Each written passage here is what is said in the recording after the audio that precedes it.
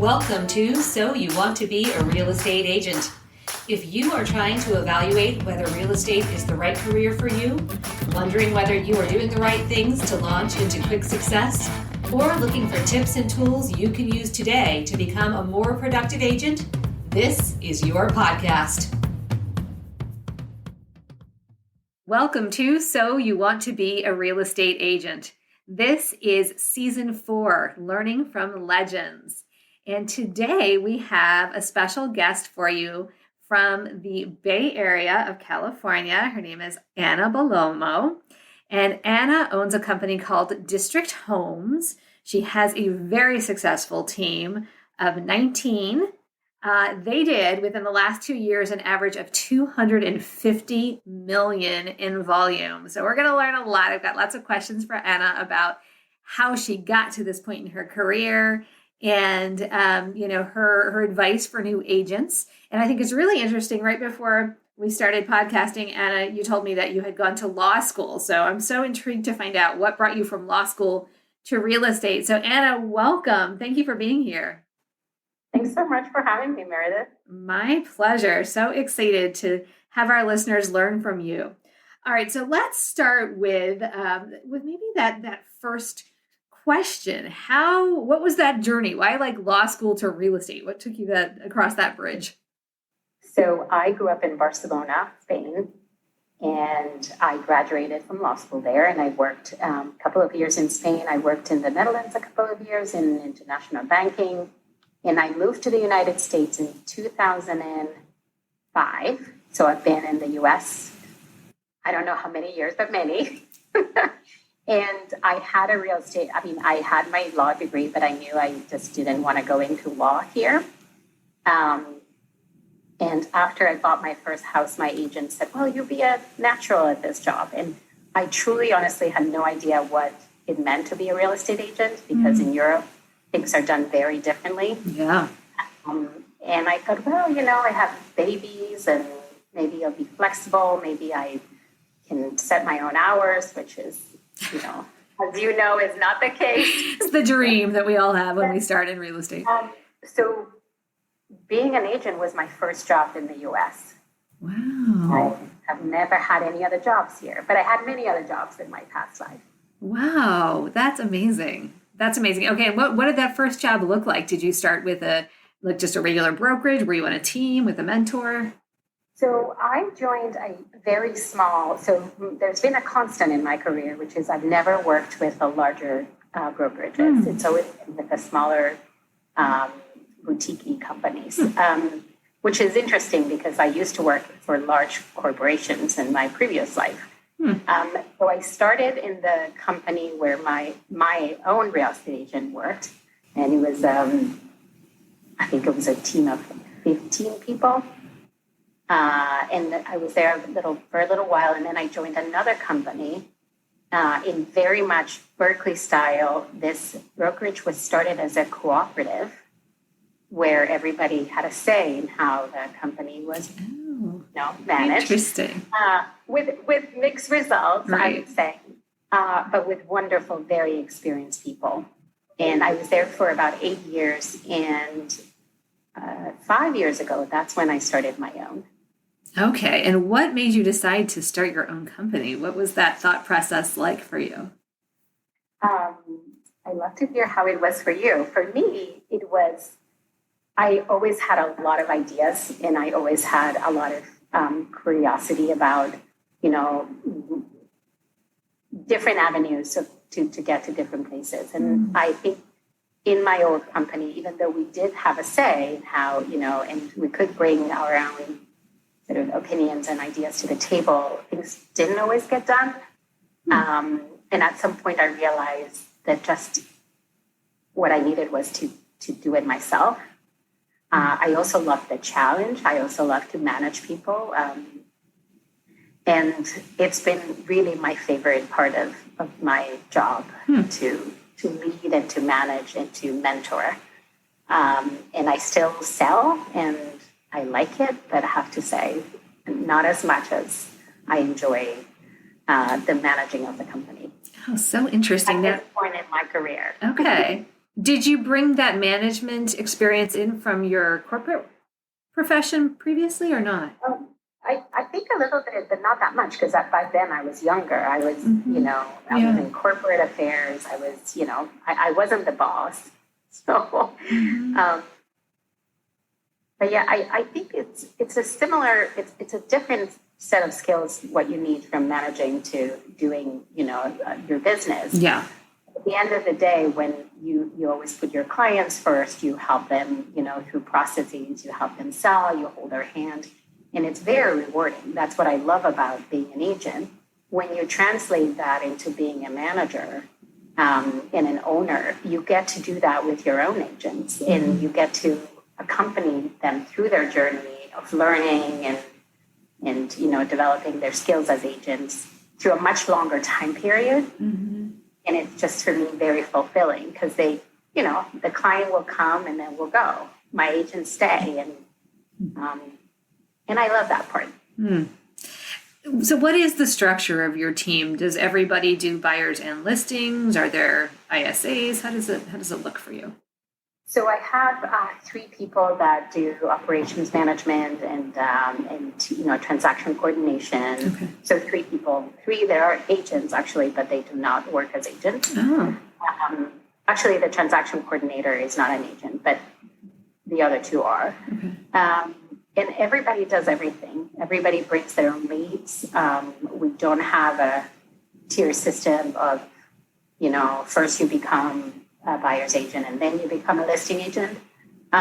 We're a little bit unusual in the sense that most of my agents are very experienced, and the unexperienced, the ones that came with little experience, came to support other ones that were experienced. So we have never hired anybody that I've trained from the ground up, so to speak. Okay. So everybody, many of my agents do better, sell more real estate than I do. So these are the experienced agents that came on, and then these, I'm going to call them junior agents for lack of a better word, that are there to support the experienced agents. Is the agent finding those people, or are those people coming to you and you're kind of matchmaking? I think it's a combination of both. Sometimes my agents would bring somebody and say, hey, I really like this person. I need some help. What do you think? So we do it together. Obviously, if I don't like the person, we're not going to hire them. But I trust my agents. And while I do not run my company as a co-op, I do like, because my agents are so good and they know so much. Sometimes in certain aspects, they could even know more than I do, right? So I like to do it in a very collaborative way. And so far, it's worked great. We've had 2 new agents that joined, and they have been amazing. And they've been trained by their, senior agent. Okay. Gotcha. Okay. And then so they've got the support of the transaction coordinator, the ops manager is there to support the business as a whole. What does the sort of mold or avatar of your agent look like? I know that you're a boutique company, and to me that means you keep it relatively small, but have a high level of exceptional standards that you bring to bear. How do you evaluate whether an agent is right when you're discussing, if somebody brings them to you or they come to you? So I have known everybody that joined from before, right? So I had the opportunity to do transactions with many of my agents before they joined me. We are, Berkeley, Oakland, El Cerrito. Oakland's pretty large, but the good agents, we all know each other. And we have a very tight-knit community. We, again, work very collaboratively. Like I would often call agents in other companies to get their feedback and vice versa. So I actually knew almost all of my agents. And the ones that I didn't know were brought to me by one of my other agents. Hey, I'm really close with this other agent. I really like her. What do you think? And honestly, and I know this goes against what most people do, but I operate a lot based on intuition and gut. and I don't have a rigorous process to have somebody join. It's more like not necessarily how much you did last year that matters to me, is how are you going to fit within the team? What are you bringing to us that's unique, that makes us all better because you are with us? So there is no, looking at what are those called? The profile? Oh, the disc profile, yeah. Which my children love to do. There is no sort of questionnaire. It's more like, do we think you would be a good fit? And so far, knock on wood somewhere, it's worked out pretty well. Clearly, because you have had an unusual growth coupled with productivity, and those two things don't always go hand in hand. Often you'll see explosive growth and a drop off in productivity, or the productivity and profitability rises when the growth scales back.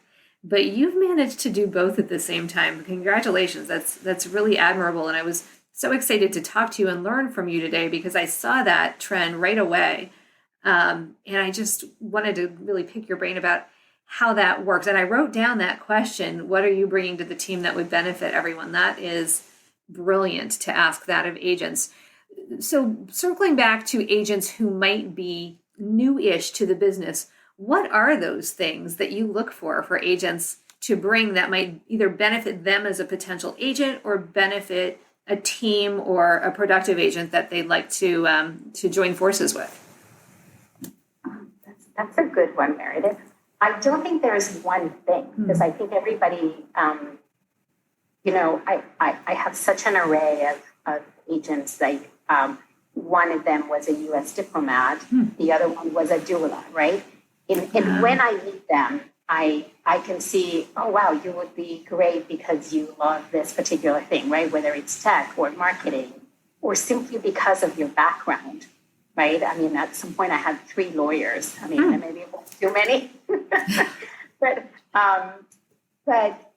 it's not one thing. It's more sort of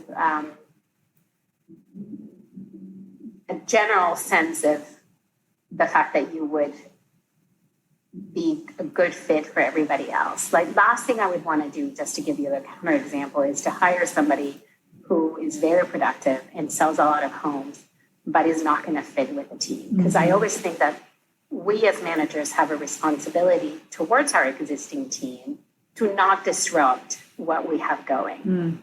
And we all, I would say, share a common goal. Like, some agents love to do 25 deals a year. Some agents want to do 5.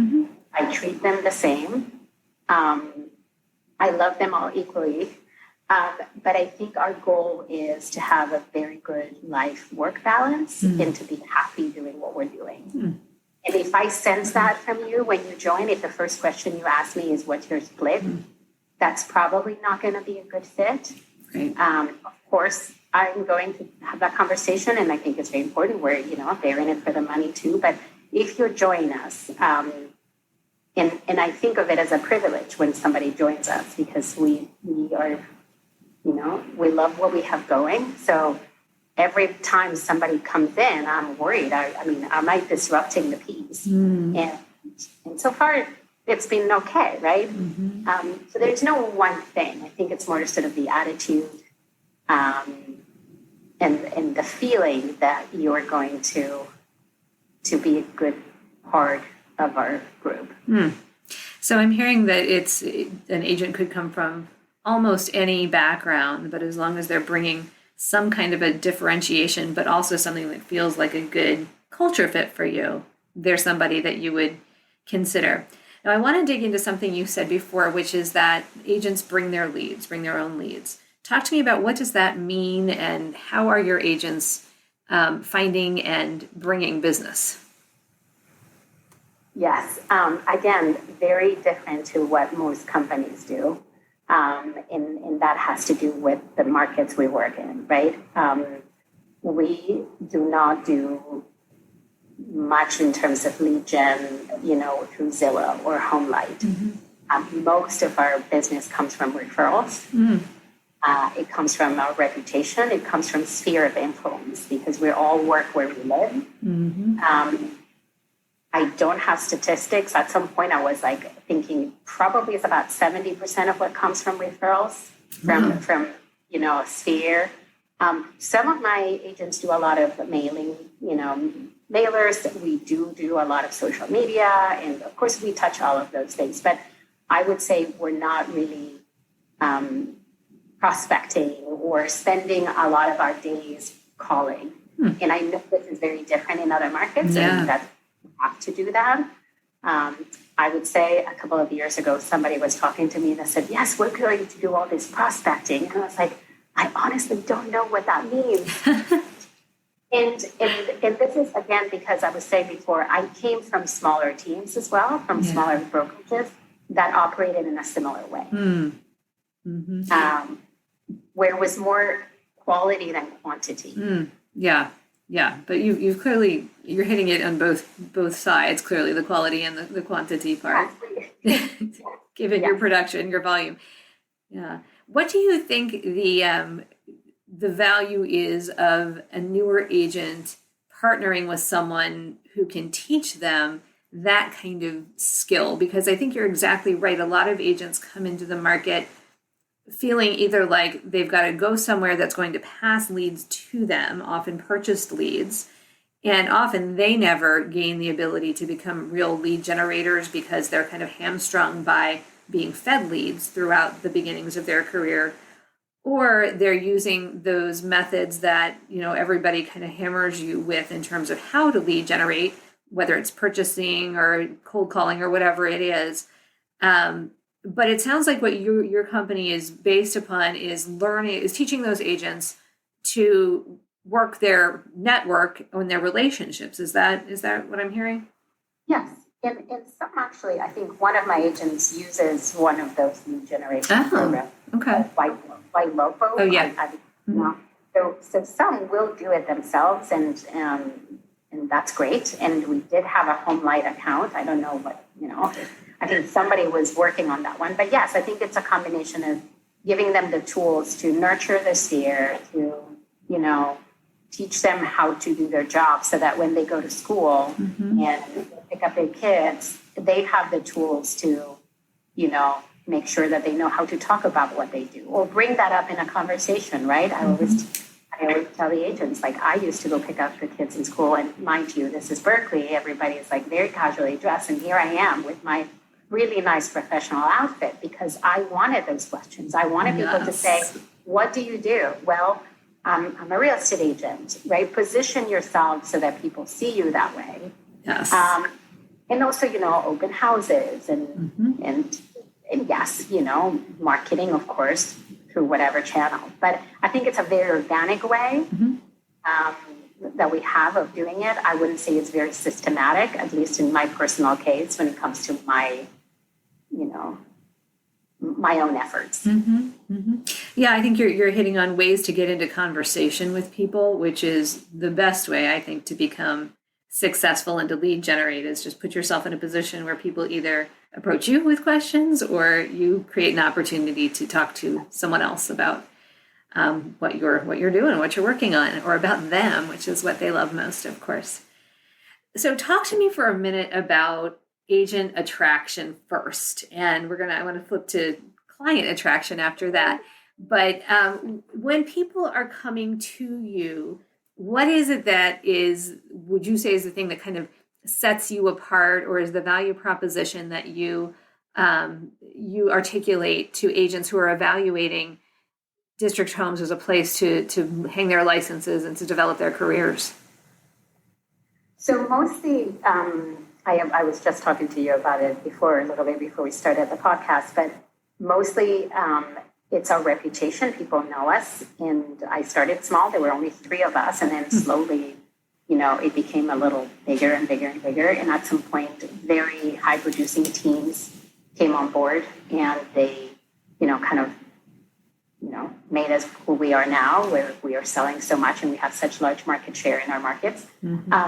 I think they come because there's there aren't that many options out there anymore. Our market consolidated, There were several independent brokerages that got bought or merged into, with Compass so there's very few options, and the agents always feel very lost within those organizations, like you're one of many. Or you are the top producing agent and everybody loves you. But if you're like not the top producing, you never get invited to anything, you're not recognized for your efforts, even though you may be a fantastic agent. Yeah. So being in a company where you're recognized for your efforts equally, whether that meant 5 deals a year because you have 3 children and that's what you can do, and I love you for it and I'll support you, and if you just want to do 5 deals, that's great. But if you tell me you want to do 25, I will support you too. And you'll be equally important to our team. I think people like that. They also like the feeling that they can participate a little bit in the direction of the company. So everybody knows who's leading it. Everybody knows there's a structure. But they know that if they come to me, I will make, every effort to help them with whatever that is. I had a running wish list in my office, and people were asking all sorts of things. Somebody said they wanted foosball, and a foosball table. I said, not yet, because the office is not big enough, but we're working on it. Somebody said they wanted a doggy bed, which we have, so that when they bring their dogs, that, little things that make you feel like you're home. They wanted an espresso maker. Of course, I got an espresso maker. So, but those are little but not so little things that are very important when you're thinking about work-life balance, where you want to be a place that doesn't pressure you, but just helps you. I love that. With whatever your goal is. Yeah. I love that. Yeah, that's very different than most companies approach the agent population and filtering agents, but it's a breath of fresh air, and clearly it's working. Let's now move to your market share in your area, in the East Bay area. How did you, I know you mentioned bringing on the big teams and people who were successful, but back when you were either think about when it was just the 3 of you, or even now, what are some of the things that you do to stay top of mind in that market? So it's a good question, and it's tricky because I find it's hard to compete in terms of, as a company, with the advertising budgets that other larger companies have, right? So if you are Compass in our advertising, and I'm sorry to always refer to a company, but I know they exist in your market and they exist in my market, right? Yeah. So we can, so their advertising budget is, 15 million times bigger than mine. And so how do you compete with that as a company? Right. And if you really truly decide, you should only compete where you can win. And we cannot really win that game. So I do advertising for district homes. It's very targeted. It's very specific to local publications, very mom and pop things, right? Because, again, this is our culture, very community oriented. We do events. We do sponsorships of local nonprofits that we care about. Everything is very purposeful, but it's still very hard to advertise the brokerage because you never see the results the way you see them when you advertise yourself, right? You put your production on a postcard, you're going to get a call. You get a postcard that says District Homes, we are awesome. You're not going to get a call, right? Because there's nobody to call. There's just the company. So I found that it's been a tricky balance, to be honest, with, between advertising the company and then advertising the agents themselves, right? That's a separate thing. But I think we stay we're all very high producing agents. Our signs are everywhere. And when people, I see people at the market, they're like, oh, you're doing so well. And I'm like, yes. They see the orange and the logo. But again, it's a very organic way of keeping that market share because boutique companies, it's very hard to buy all the billboards and all the benches, and we just don't have the budget for that, and that's okay. We're competing, we can win. Yeah, and I think it's almost perhaps because of that that you are maintaining this top of mind market share. It's almost like you're running a bit of a different race, and it's to use the same company again, Compass. I was speaking with another company owner yesterday who said something like the reason that he didn't go with Compass was that he felt like he was being flattened, like his brand was being just homogenized, and he didn't want that. He wanted to differentiate, and that's one thing that owning your own company, and we were talking about Side, which is the brokerage that's behind all of what both Anna and I do, allow us to do is maintain a company presence that brands us and that creates a different kind of market share. And I think a perception of quality, I'm going to say, that doesn't have the stickiness to the big box brokerages or even the other tech brokerages that having your own boutique kind of like label or imprint allows you to have. That's right. Yeah. Yes. And that's something that the agents who have joined you see value in as well. Yes. That's wonderful. Yeah. Now, if you had to give advice to a new agent sort of just starting out, what would be like the 2 or 3 things you would say to that agent that might help them in a very quickly vacillating market like the one we're in right now to keep their eyes on as they progress? So what I'm going to say may be very specific to our market, but we do go on broker's tour. So every Thursday we go see 20 properties. We go with 4 or 5 of us in one car because we're very eco here.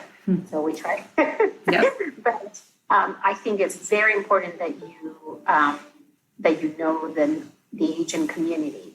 And that can look in different ways in different markets, right? But there's events, there's things you need as a new agent. When you go present your first offer to Mary, and Mary has been around for 20 years, Mary doesn't know who you are unless you have been around for 20 years or you have made an effort to connect with them.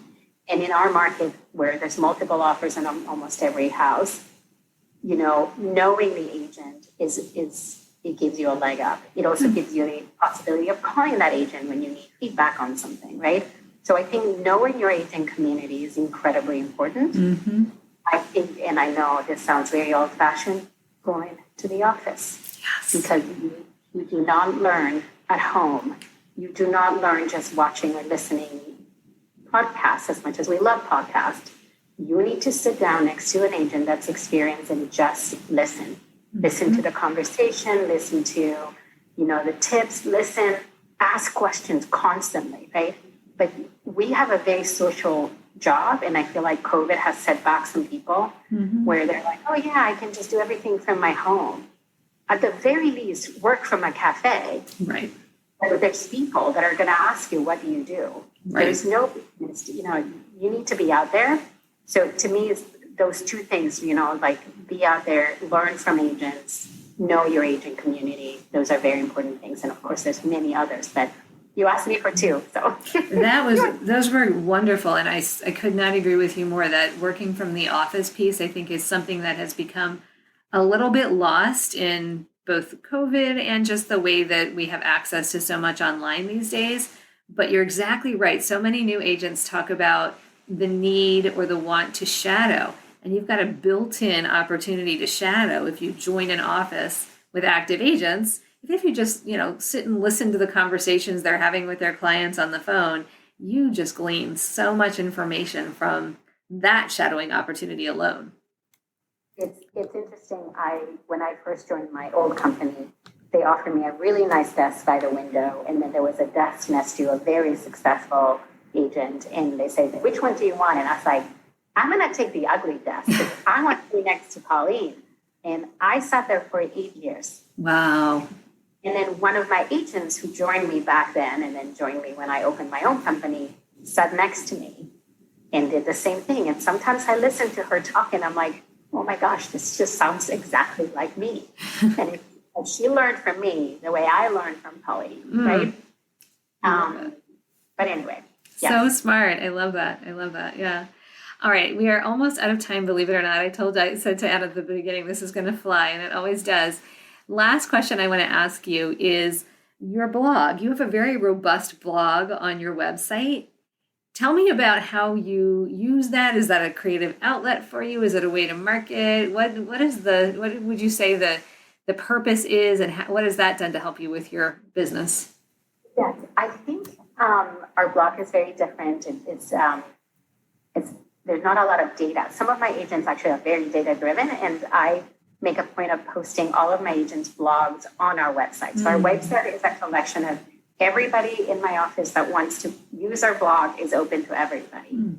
My own personal ones are more about our culture and our feel and how we are as a company.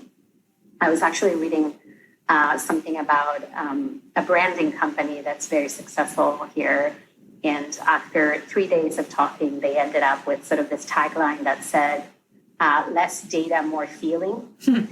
I honestly feel really vindicated because my blogs are more about feeling. My blogs, what do these things mean for you as a buyer, as a seller?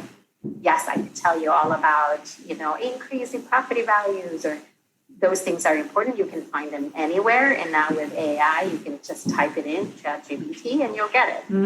But what we're talking about is more how can we help you through difficult times, happy times, and how that blog is a little bit of a sort of a glimpse into our soul as a company. So I try to keep it very much about District Homes, not about me. So it's a little bit different also than, what are the best spots to go and have lunch, which I think it's a wonderful thing to blog about. And I may start doing that too. But so far it's been a little bit different. Oh, I love that. So you're kind of interpreting the data for your client and making the blog a personal communication rather than kind of just an impersonal, static set of numbers. Love it. Man, this has been so wonderful. Is there anything else that you would like to share before we sign off? And definitely please tell everyone where they can find you. So if anybody comes to California and or is here already, we are in Berkeley based. We have a brick and mortar office in a very nice street. So if you're ever around, you can come and say hi. It's on Solano Avenue. And if you want to find us on the blog or find me, our website is district-homes.com. And you'll find me, Anna Bellomo. You'll find all of my awesome agents, can read all about them. Our Instagram is also very fun, and we have very beautiful, properties that we represent. So if you want to see nice photos of nice properties, you can also follow us. No, I think that's it. Thank you so much for having me, Mary. It's lovely. Now I want to talk to you more. Yes, me too. We will make it happen. Thank you so much. And thank you everyone for listening.